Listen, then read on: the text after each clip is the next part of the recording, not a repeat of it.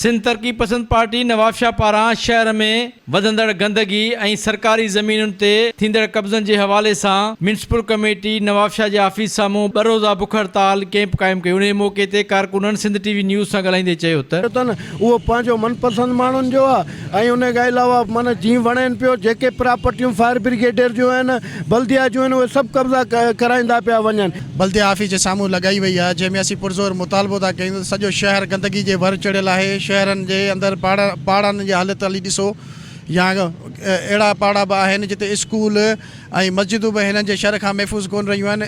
इबादत गाहनि जे अंदरि बि पाणी भरियो पियो आहे। ड्रेनेज सिस्टम मुकमल नाकारा थी वई आहे। तालके जे तरफ़ां ॿ रोज़ा एहतिजाजी बुख हड़ताल आहे बल्दिया जे ख़िलाफ़ ऐं बल्दिया जी रोड रस्ता ऐं गटर सभु माना गंदगी जो ढेर लॻो पियो आहे। नवाबशाह ऐं नवाबशाह जूं जेके पार्कूं आहिनि उन्हनि खे कब्ज़ा खोरी हेठि करे कब्ज़ा करे उन्हनि ते होटल खोलिया विया आहिनि।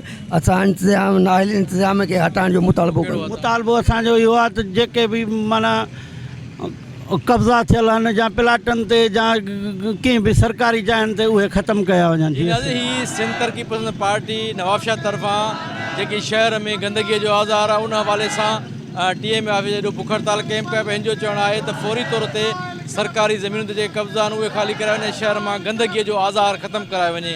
कैमरामैन रफ़ाकत आराई सां गॾु ज़ुल्फ़कार ख़ासि के लिए सिंध TV न्यूज़ नवाबशाह।